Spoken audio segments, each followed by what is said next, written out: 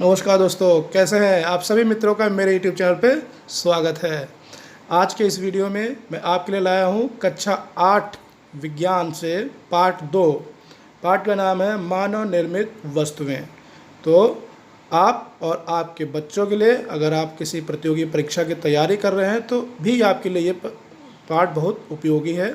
इस पार्ट को हम इसके उद्देश्यों के तहत पूरे पार्ट को कवर करेंगे, जिस पे चर्चा करेंगे और इसमें परीक्षा उपयोगी या अन्य जो जितनी भी प्रतियोगी परीक्षाएं होती हैं उसके मद्देनज़र जितने भी प्रश्न आएंगे वो मैं आपको पूरे वीडियो में जगह जगह पे देता रहूँगा। तो इसलिए पूरा वीडियो देखें, इसको बीच में ना छोड़ें। साथ में अगर हमारे YouTube चैनल पे आप पहली बार आए हैं तो हमारे चैनल को सब्सक्राइब करना बिल्कुल मत भूलें। ये निःशुल्क है, कोई पैसा आपका नहीं लगता है, ना कोई आपका डाटा जाता है। केवल आपको इसका फ़ायदा ये रहेगा कि आपको जो हम नया वीडियो बनाएंगे उसका नोटिफिकेशन आप तक सबसे पहले मिल जाएगा। तो हमारे चैनल को सब्सक्राइब करना बिल्कुल मत भूलें। चलते हैं वीडियो की तरफ, शुरू करते हैं।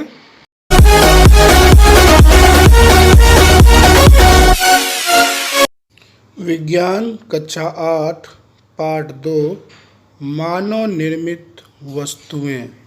आज हम लोग इस पर चर्चा करेंगे। इस पाठ के उद्देश्य हैं नंबर 1 मानव निर्मित वस्तुओं की उपयोगिता, नंबर 2 संश्लेषित रेशे, नंबर 3 प्लास्टिक के प्रकार, गुण एवं उपयोग, 4 नंबर पे हम लोग पढ़ेंगे कांच, 5वें पे मृत्तिका एवं उसके उपयोग और आखिरी 6 नंबर पे हम लोग पढ़ेंगे साबुन। तो इस तरीके से पाठ को हम लोगों ने 6 उद्देश्यों के तहत चर्चा करके इसको ख़त्म करेंगे। तो जल्दी से टाइम वेस्ट न करके शुरू करते हैं पहले उद्देश्य से।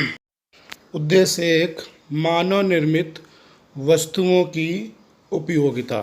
तो सबसे पहले हम लोग जानेंगे वस्तुएं 2 प्रकार की होती हैं, प्राकृतिक निर्मित वस्तुएं और मानव निर्मित वस्तुएं।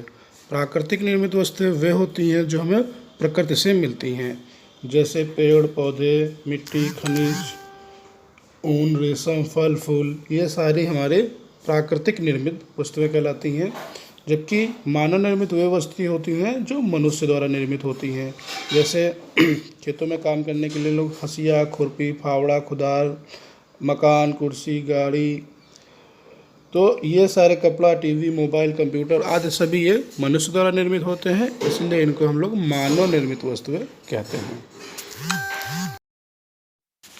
अब हम लोग बात करेंगे मानव निर्मित वस्तुओं की उपयोगिता। तो मनुष्य आदिकाल में गुफाओं या जंगलों में रह के प्राकृतिक निर्मित वस्तुओं पर ही निर्भर था, लेकिन जैसे ही धीरे धीरे सभ्यता का विकास, जनसंख्या वृद्धि एवं वैज्ञानिक प्रगति के कारण मनुष्य की आवश्यकताएं धीरे धीरे बढ़ती गईं, जिनकी पूर्ति प्राकृतिक संसाधनों द्वारा असंभव था। अतः मनुष्य ने अपनी बुद्धि एवं कौशल से अनेक वस्तुओं का निर्माण करना प्रारंभ कर दिया। इस प्रकार मानव निर्मित वस्तुओं का विकास होता गया। मनुष्य की मुख्य आवश्यकताओं में भोजन, वस्त्र और आवास होते हैं। तो इसको हम लोग एक एक करके समझ सकते हैं। वस्त्र भवन निर्माण और घरेलू कार्यों में यूज़ होने वाली चीज़ है। तो सबसे पहले हम लोग बात करेंगे वस्त्र की। वस्त्र, मनुष्य को वस्त्र की हमेशा आवश्यकता रही है। पहले वो सूती वस्त्र, यहाँ पे एक तालिका में देख सकते हैं, जैसे वस्त्र ने प्रगति की है उसकी उपयोगिता को समझ सकते हैं। वस्त्र प्रयुक्त रेशे और स्रोत, सूती वस्त्र सूती धागे से बनते थे जो कपास से प्राप्त होता था। ऊनी वस्त्र ऊनी धागे से बनते थे जो जंतुओं के बालों से प्राप्त होता था। रेशमी वस्त्र हम लोग रेशमी धागे से बनाते थे जो रेशम के कीट से प्राप्त होता था। और आजकल जो टेरिलीन यानी टेरिकॉट या इस तरीके से नायलॉन वगैरह के जो कपड़े आ रहे हैं वो संश्लेषित रेशे से मानव निर्मित होते हैं। तो इस तरीके से ये वस्त्रों के बारे में हम लोग देख सकते हैं किस तरह से इसकी उपयोगिता अलग अलग सूत्रों से बनती है। भवन निर्माण में मानव निर्मित वस्तुओं की उपयोगिता जैसे पत्थर, सरिया, सीमेंट, मोरंग, बालू आदि का उपयोग होता है। सीमेंट के उपयोग के बाद पानी से तरी करना आवश्यक होता है। सीमेंट को कठोर व मजबूत बनाने के लिए 8 से 10 दिन लग जाते हैं। पानी का छिड़काव करने से नीचे की सतह बाद में सूखेगी, जिससे उसकी जल वाष्प बाहर निकलने में ऊपरी सतह के पहले ही सूख जाने के कारण दरार पड़ जाती है। इसलिए निचली सतह का सूखना पहले ज़रूरी है। इसकी वजह से आपकी छत में दरार नहीं पड़ेगी अगर आप बराबर उसमें तरी करते रहते हैं। घरेलू कार्यों में उपयुक्त होने वाले मानव निर्मित वस्तुओं की तालिका दी हुई है, जिसमें कार्य दिए हुए हैं: कपड़े धोना, साबुन, भोजन बनाना, सिलाई, घर की सजावट व बुनाई। और इसमें उपयोग की जाने वाली मानव निर्मित वस्तुएं दूसरी तरफ दी हुई हैं। तो जैसे कपड़ा धोने में साबुन, डिटर्जेंट, बाल्टी, टब आदि का उपयोग किया जाता है, ठीक वैसे ही भोजन पकाने में, सिलाई में, घर की सजावट में, बुनाई में आप अपने आसपास देखिए, अपने घर में देखिए और विचार करिए कि उसमें मनुष्य द्वारा निर्मित कौन कौन सी चीज़ों के उपयोग होता है। तो उसकी एक यहाँ पे लिस्ट बना के आप लोग नोट करके अपने पास रख लीजिए। कृषि के क्षेत्र में या कार्यों में हम लोग मानव निर्मित विभिन्न वस्तुओं के उपयोग करते हैं, जैसे विभिन्न तरह की मशीनें, ट्रैक्टर, कंपाइलर, हैरो और रासायनिक खादें, उर्वरक, तरह तरह के कीटनाशक, उन्नत किस्म के बीजों का उपयोग हम लोग कृषि के अधिक उत्पादन के लिए करते हैं। औषधियों के क्षेत्र में भी मानव निर्मित बहुत सी वस्तुओं का उपयोग होने लगा है, जैसे विभिन्न तरीके के टीकों का निर्माण मनुष्य ने कर लिया है। जांचों के माध्यम से अब दवाइयों का इस्तेमाल होने लगा है। इसके अलावा एंटीबायोटिक और तरह तरह के कीटनाशक, तरह तरह की दवाइयों का उपयोग मनुष्य ने करना सीख लिया है। उद्देश्य 2: संश्लेषित रेशे। मनुष्य द्वारा निर्मित रेशे संश्लेषित रेशे कहलाते हैं। ये पेट्रोलियम उत्पादों से निर्मित किए जाते हैं। प्राचीन काल में जो राजा महाराजा थे वो प्राकृतिक रेशों के द्वारा निर्मित वस्त्रों को पहनते थे, जैसे रेशम और भेड़ और बकरी और आपका याक या ऊँट के बालों से निर्मित रेशों के वस्त्रों को पहना जाता था। लेकिन वर्तमान में हमारे पास संश्लेषित रेशे हैं जो बहुत ही टिकाऊ और हल्के होते हैं। उद्देश्य 3: प्लास्टिक। बहुत इम्पोर्टेंट है। प्लास्टिक क्या है? तो ये प्रश्न आपसे पूछा जा सकता है, प्लास्टिक क्या है? रासायनिक रूप में असंतृप्त हाइड्रोकार्बनों का, जैसे एथिलीन, एसिटिलीन आदि के उच्च अणुभार के बहुलक प्लास्टिक पदार्थ होते हैं, जैसे bakelite, nylon, polythene, Teflon, polyvinyl chloride, जिसको हम लोग पीवीसी कहते हैं, आदि ये सभी प्लास्टिक पदार्थ होते हैं। इनका उपयोग हम लोग अपने दैनिक जीवन में करते रहते हैं। प्लास्टिक के प्रकार। प्लास्टिक 2 प्रकार के होते हैं। Number 1 thermoplastic, number 2 thermosetting plastic. तो दोनों को यहाँ पे हम लोग विस्तार से इस पर बात करेंगे। थर्मोप्लास्टिक और थर्मोसेटिंग प्लास्टिक किसे कहते हैं, चलिए देखते हैं। तो पहला प्रकार है थर्मोप्लास्टिक। ये प्लास्टिक गर्म करने पर मुलायम हो जाती है और ठंडा करने पर कड़ी हो जाती है। यह क्रिया बार बार दोहराई जा सकती है। इस कारण थर्मोप्लास्टिक को पुनः चक्रण करके इसका उपयोग किया जा सकता है। उदाहरण के लिए पॉलीथीन, पीवीसी, जिसको हम लोग पॉलीविनाइल क्लोराइड कहते हैं, ये सभी थर्मोप्लास्टिक हैं। दूसरा प्रकार है थर्मोसेटिंग प्लास्टिक। यह प्लास्टिक भी गर्म करने पर मुलायम तथा ठंडा करने पर कठोर हो जाते हैं, किंतु इन्हें गर्म करके पुनः मुलायम नहीं किया जा सकता है, जैसे बेकेलाइट, टेफ्लॉन। इनमें पुनर्चक्रण नहीं होता है, इनका दोबारा गर्म करके इनको प्रयोग में नहीं लाया जा सकता है, रिसाइकिल इसमें नहीं हो सकता है। जैसे हम लोग थर्मोप्लास्टिक में चीज़ें यूज़ होने के बाद उनको गर्म करके फिर से नई चीज़ें बना लेते हैं, लेकिन इसमें ऐसा नहीं होता है। एक बार ये यूज़ होने के बाद दोबारा यूज़ में नहीं आती है, गर्म करके हम दोबारा इनका यूज़ नहीं कर सकते हैं। इसको हम लोग इस चित्र के माध्यम से देख सकते हैं। इसमें बहुत सारी चीज़ें दी हुई हैं इन दोनों के बीच में अंतर को समझाने के लिए।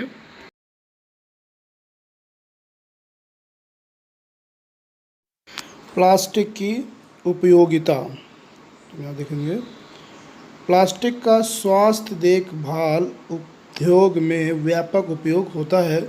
इनके उपयोगों के कुछ उदाहरण हैं, जैसे दवा की गोलियां, टिक्कियों को पैक करने हेतु, घावों को सीने हेतु धागे, सिरिंज, चिकित्सकों के दस्ताने और विविध प्रकार के चिकित्सीय यंत्र बनाने में हम लोग प्लास्टिक का उपयोग करते हैं। इसके अलावा माइक्रोवेव ओवन में भोजन पकाने हेतु विशिष्ट प्लास्टिक पात्र उपयोग में लिए जाते हैं। माइक्रोवेव ओवन में ऊष्मा खाद्य पदार्थों को पका देती है, परंतु प्लास्टिक पात्र को प्रभावित नहीं करती है।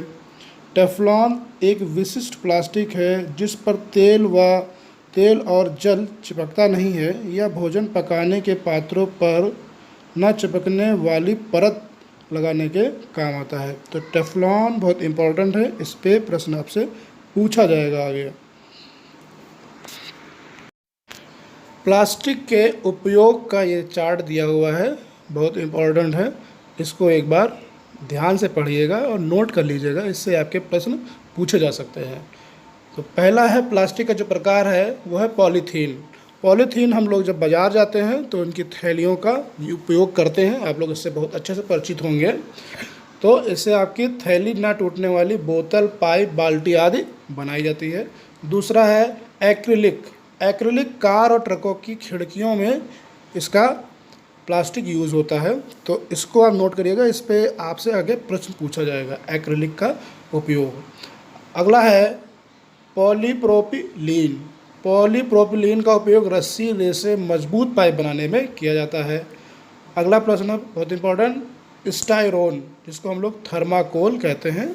आपसे एक प्रश्न पूछा जाएगा कि थर्माकोल का दूसरा नाम क्या है, तो आप इसको याद रखिएगा, इसको स्टाइरोन भी बोलते हैं। बहुविकल्पी प्रश्न में ये आपसे प्रश्न पूछा जाएगा। तो इसका जो उपयोग है वो पैकिंग में, संचालक सेल के केस बनाने में और खिलौने बनाने में किया जाता है। बच्चों के खिलौने बनाने में इनका, तो ये बहुत महत्वपूर्ण प्रश्न है, प्रतियोगी परीक्षाओं में इससे प्रश्न पूछा जा चुका है। अगला है मेलामाइन, इससे बर्तन बनते हैं। अगला है बेकेलाइट। बेकेलाइट बहुत इंपॉर्टेंट है, इससे बिजली के प्लग, स्विच तथा कंघी, पेन और हत्थे बनते हैं। आप लोगों ने इसको देखा होगा। टेफ्लॉन, नॉन स्टिक बर्तन पर ऊष्मा प्रतिरोधी परत चढ़ाने में इसका उपयोग होता है। बहुत ही इम्पोर्टेंट ये टेफ्लॉन है, इसको तो आप 100% नोट करके रख लीजिए, हर एग्ज़ाम में ये आपसे पूछा जाने वाला है। किसी भी तरह का कोई भी कंपटीशन एग्ज़ाम होता है उसमें ये प्रश्न पूछा जाता है, टेफ्लॉन। क्योंकि आजकल नॉन स्टिक बर्तन और नॉन स्टिक जो है काफ़ी चीज़ें प्रयोग में लाई जा रही हैं, उनके ऊपर इसकी परत चढ़ाने में इसका काम होता है। कुछ और भी जाने। वर्तमान युग में प्लास्टिक एक आवश्यकता है, कोई क्षेत्र इससे अछूता नहीं है। टेफ्लॉन टेट्राफ्लोरोएथिलीन का पॉलीमर है। इसका गलनांक बहुत ऊंचा होता है। यह अज्वलनशील है। इसी गुण के कारण इसका उपयोग वस्तुओं पर परत चढ़ाने में किया जाता है। चेतावनी, प्लास्टिक हमारे लिए उपयोगी है किंतु इसका उपयोग बहुत हानिकारक सिद्ध हो रहा है। पॉलीथीन जलाने में इसका धुआं वायुमंडल में फैलकर पर्यावरण को दूषित करता है। पॉलीथीन की थैलियों में बचे हुए खाद्य सामग्री प्रायः खुले स्थानों पर फेंक दी जाती है। जानवर इन्हें खाकर बीमार हो जाते हैं। प्लास्टिक पर पानी का कोई प्रभाव नहीं पड़ता है, अतः यह सड़ गल कर नष्ट नहीं हो पाती है। उपयोग की गई पॉलीथीन की थैलियाँ आदि को यत्र तत्र फेंकने पर ये सीवर लाइन और नदियों में फंसकर पानी के प्रवाह को रोक देती हैं और पानी एक स्थान पर ही फैलकर पर्यावरण को दूषित करता रहता है। अतः पर्यावरण को दूषित होने से बचाने के लिए पॉलीथीन का सही उपयोग कर इसके दुरुपयोग को रोकना हम सभी का कर्तव्य है।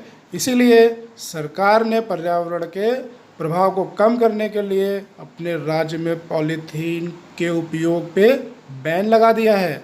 आप सभी लोग घर से थैला लेके, अपने घर से कपड़े का बना हुआ थैला लेके बाज़ार जाएं, वहाँ पे सामान खरीद के लाएं। थैले को अपने पास बाज़ार जाते समय हमेशा रखें। कहीं भी अगर कोई प्लास्टिक यूज़ करता है तो उसको बताएं कि ये पर्यावरण के लिए कितना घातक है और उनको जागरूक करें कि इसका उपयोग कम से कम होना चाहिए। सरकार ने इसको बंद कर रखा है, तो अपने पर्यावरण को बचाने के लिए हमें पॉलीथीन का उपयोग कम से कम करना चाहिए। उद्देश्य 4, कांच। बहुत ही इम्पोर्टेंट टॉपिक है ये। कांच क्या होता है? तो कांच कोई मिश्रण नहीं है। कांच धातुओं के सिलिकेटों का विलयन होता है। साधारण कांच सिलिका, सोडियम सिलिकेट और कैल्शियम सिलिकेट का मिश्रण होता है। कांच का कोई निश्चित गलनांक नहीं होता है। कांच की क्रिस्टलीय संरचना नहीं होती है, यानी इनकी कोई निश्चित संरचना नहीं होती है। गर्म करने पर यह नरम हो जाता है और द्रव में बदलकर बहने लगता है। यही कारण है कि कांच को कठोरतम न कहकर अतिशीतित द्रव कहते हैं। कांच की कोई निश्चित संरचना नहीं होती है, इसकी गुणवत्ता और अवयव पर निर्भर करती है। इसकी गुणवत्ता और अवयव के आधार पे कांच को 3 प्रकार के भागों में पृथक किया गया है। पहला है साधारण, जिसको हम लोग मृदु कांच भी कहते हैं। दूसरा है कठोर कांच और तीसरा है फ्लिंट प्रकाशी कांच। तो इसके बारे में विस्तार से हम लोग चर्चा करेंगे। पहला प्रकार है साधारण या मृदु कांच। यह सोडियम कार्बोनेट, चूना, पत्थर और रेत को मिलाकर बनाया जाता है। इसका उपयोग बोतल, परख नली, खिड़की के शीशे बनाने में किया जाता है। तो इसका उपयोग याद रखिएगा, इससे आपसे प्रश्न पूछा जाएगा। खिड़की के शीशे बनाने में इसका उपयोग होता है, इससे प्रश्न आया है। दूसरा प्रकार है कठोर कांच। यह पोटेशियम कार्बोनेट, चूना, पत्थर, रेत के मिश्रण से बनाया जाता है। इसका उपयोग फ्लास्क, बीकर, परख नली आदि प्रयोगशाला उपकरण बनाने में किया जाता है। तीसरा प्रकार है फ्लिंट या प्रकाशीय कांच। यह sodium carbonate, potassium carbonate, boric acid तथा सिलिका के मिश्रण को गर्म करके प्राप्त किया जाता है। इसका उपयोग प्रिज्म तथा प्रकाशिक यंत्र के लेंस में और चश्मे के लेंस में प्रयोग किया जाता है। धूप के चश्मे। इन चश्मों के कांच में थोड़ा सा सीरियम ऑक्साइड मिला होता है, जिससे यह स्थायी रूप से रंगीन हो जाते हैं। धूप में ये आँखों को आराम देते हैं, लेकिन छाया में आने पर इनसे सही नहीं दिखता है, इसीलिए ये अनुपयोगी आजकल हो गए हैं। इनके स्थान पे आधुनिक तकनीकी वाले फोटोक्रोमिक कांच के चश्मों का उपयोग होने लगा है। आजकल फोटोक्रोमिक कांच के चश्मों का चलन है, जिसमें सिल्वर ऑक्साइड मिला रहता है, धूप में सिल्वर ऑक्साइड विघटित होकर सिल्वर यानी कि चांदी व आयोडाइड बनाता है। सिल्वर की यह परत चश्मों के लेंसों को गहरा रंग प्रदान करती है। छाया में सिल्वर तथा आयोडाइड पुनः संयोजित होकर सिल्वर आयोडाइड बना लेते हैं, जिनसे यह लेंस की तरह पहले की तरह हल्के रंग के हो जाते हैं। प्रतियोगी परीक्षा की दृष्टि से इससे आपसे बहुत सारे प्रश्न पूछे जा सकते हैं। कांच को रंग देने के लिए उसमें धात्विक ऑक्साइड मिलाते हैं। जैसे नंबर 1, कोबाल्ट ऑक्साइड अगर कांच में मिलाया जाए गर्म करने से पहले तो नीला रंग प्राप्त होगा कांच का। दूसरा, अगर फेरिक ऑक्साइड डाला जाता है तो हल्के नीला रंग प्राप्त होता है। और क्रोमियम ऑक्साइड से हरा रंग प्राप्त होता है। सीरियम ऑक्साइड व क्यूप्रस ऑक्साइड अगर मिलाते हैं तो पीले रंग के कांच हमें प्राप्त होते हैं। आपने देखे होंगे जो कांच की चूड़ियाँ आती हैं, तो चूड़ियों में बहुत सारे कलर आते हैं, लाल, हरा, पीला, नीला। तो बहुत सारे कलर्स की जो चूड़ियाँ आती हैं वो सब इन्हीं धात्विक ऑक्साइडों को मिला के विभिन्न तरह के कांचों के माध्यम से बनाई जाती हैं। आप इसका अनुमान लगा सकते हैं कि अब विभिन्न तरीके के रंगीन कांच कैसे बनते हैं। अगला उद्देश्य है उद्देश्य 5, मृत्तिका व उसके उपयोग। तो प्रश्न उठता है, मृत्तिका क्या होता है? तो मृत्तिका किसे कहते हैं? तो मृत्तिका मिट्टी के बर्तन बनाने के लिए कुम्हार एक विशेष प्रकार की मिट्टी का उपयोग करता है, जिसको चिकनी मिट्टी या क्ले कहते हैं। गुथी चिकनी मिट्टी से चौक द्वारा पहले कच्चे बर्तन बनाए जाते हैं, फिर उन्हें उच्च ताप पर भट्ठी में पकाया जाता है। पके हुए इन बर्तनों को ही मृत्तिका कहा जाता है। इनका उपयोग हम लोग अपने दैनिक जीवन में करते हैं। आखिरी उद्देश्य 6, साबुन।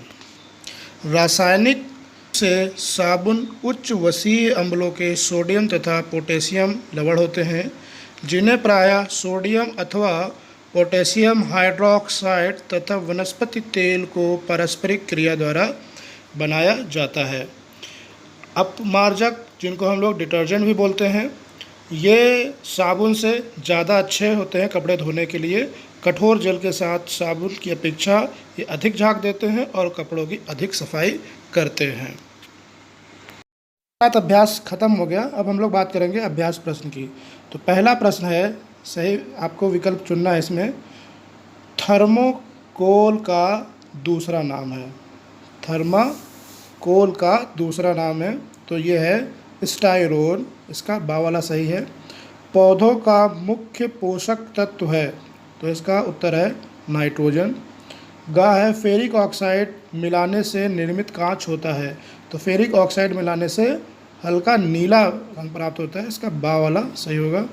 अगला प्रश्न है, खिड़कियों में प्रयोग किया जाता है तो खिड़कियों में प्रयोग किया जाता है साधारण या मृदु कांच तो इसका आंसर है दा। इसको आप अपने अभ्यास पुस्तिका में नोट करते रहिए। अगला प्रश्न है, आपको सही और गलत बताना है। तो पहला प्रश्न है, फोटोक्रोमिक कांच प्राप्त करने के लिए उसमें कुछ सिल्वर आयोडाइड मिलाया जाता है। तो बिल्कुल सही प्रश्न है। इसका उत्तर होगा, सही चिन्ह लगाएंगे। रेयॉन प्राकृतिक रेशा है, ये गलत है। रेयॉन एक कृत्रिम रेशा है जिसको हम लोग संश्लेषित रेशा कहते हैं। सीमेंट, साबुन, प्लास्टिक और मानव निर्मित वस्तुएं हैं, सही है। एंटीबायोटिक दवाओं का उपयोग कीटाणुनाशक के रूप में किया जाता है तो ये गलत है। सारे ऑप्शन आप लोग नोट करिएगा। अगला प्रश्न है, आपको कुछ शब्द दिए हुए हैं, इनको खाली जगह में भरना है। जैसे साबुन, प्राकृतिक बर्तन, संश्लेषित और पराबैंगनी। तो सही उत्तर इसमें भरना है। मेलामाइन का उपयोग प्लास्टिक के तो इसमें आएगा बर्तन बनाने में किया जाता है। खा है सूत, रेशम, ऊन प्राकृतिक रेशे हैं तो इसमें भरेंगे प्राकृतिक रेशे। गा प्रश्न है, धूप के चश्मे सूर्य की पराबैंगनी किरणों से आँखों को बचाते हैं तो गा में आएगा पराबैंगनी। घा अगला प्रश्न है, सोडियम हाइड्रोक्साइड और वनस्पतिक तेल की क्रिया से साबुन प्राप्त होता है तो इसमें सही उत्तर आएगा साबुन। अंतिम है, संश्लेषित रेशों से बने कपड़े अधिक टिकाऊ और सस्ते होते हैं तो आखिर में आएगा संश्लेषित। अगला प्रश्न है, आपको स्तंभ का और खा से मिलान करना है अधूरे वाक्यों का।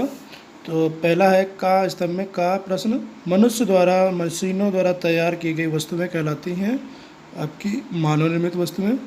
दूसरा, मकान बनाने में ईंट, सीमेंट, सरिया आदि का उपयोग किया जाता है, इसमें दा वाला मिलाएंगे। स्तंभ का में गा, सीमेंट के नए प्लास्टर पर, तो स्तंभ खा में आ वाला मिलाएंगे, पानी का छिड़काव अवश्य होता है। आखिरी है, रेयॉन रेशम को कृत्रिम रेशा भी कहते हैं। तो ये मिलान आप लोग अपनी कॉपी पे नोट कर लें। संक्षेप में उत्तर देना है, प्राकृतिक एवं मानव निर्मित वस्तुओं से आप क्या समझते हैं। तो यहाँ पे जितने भी प्रश्न दिए हैं इनके उत्तर देने का आप प्रयास करिए। अगर कोई दिक्कत होती है तो कमेंट बॉक्स में लिखिए। वैसे मैं इन सभी प्रश्नों के उत्तर अपने डिस्क्रिप्शन बॉक्स में लिख दूंगा, आप वहाँ से जाके कॉपी पे नोट कर सकते हैं। और सभी बच्चों से निवेदन है कि अधिक से अधिक अपने नोट्स बनाएं और अपने मित्रों तक इसको पहुंचाएं, शेयर करें। हमारे चैनल को सब्सक्राइब करना बिल्कुल मत भूलें। जय हिंद, जय भारत।